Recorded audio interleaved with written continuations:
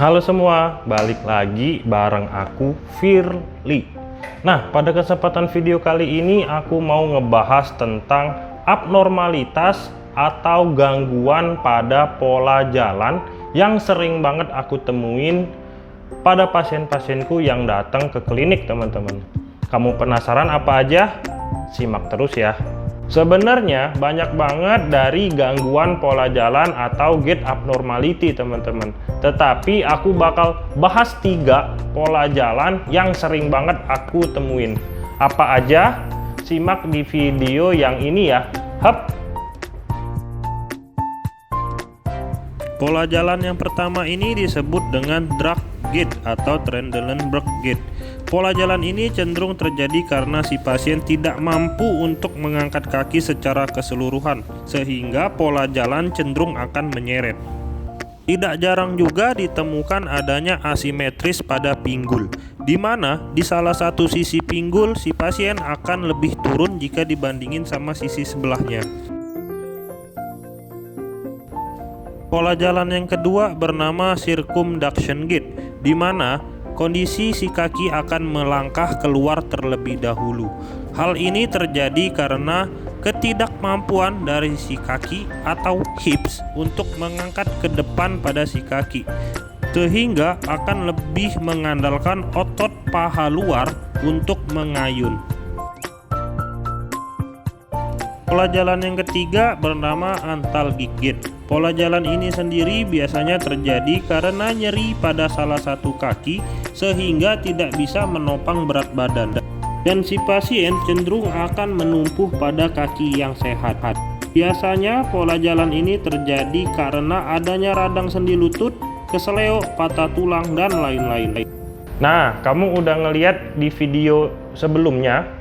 Terus pasti ada yang bertanya nih, bagaimana sih cara mengkoreksinya atau ngebenerin dari si pola jalan tersebut biar tidak tambah parah ataupun bisa menjadi normal. Nah, aku biasanya menggunakan X-Square. Nih, X-Square ini merupakan alat pandu jalan, sehingga gerakan kita pada saat berjalan itu akan terkontrol, teman-teman. Nih, bentuknya itu kayak tangga, seperti kotak persegi yang dijadiin 2 tuh kayak gini. Kamu penasaran lebih lanjut? Simak di video ini ya untuk cara pemakaiannya. Hup. Pakai alat ini juga cukup mudah, teman-teman. Taruh di lantai, kemudian angkat kaki kamu yang mengalami masalah ke dalam kotak si X-Square tersebut. Lakukan berulang kali dengan perlahan dan juga terkontrol ya. Latihan ini diharapkan akan membiasakan kembali dan mengajarkan ulang si kaki untuk melangkah.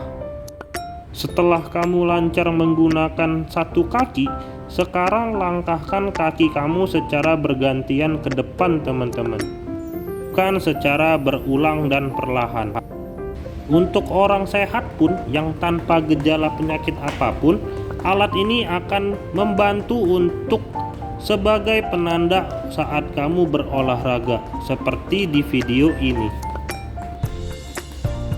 Tapi ingat ya teman-teman, alat ini cuman membantu sebagai marking atau penanda pada saat kita berjalan.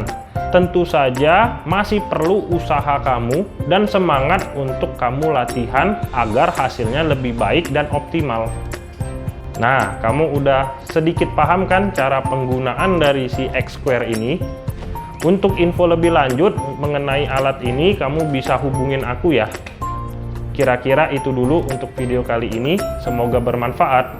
Dadah.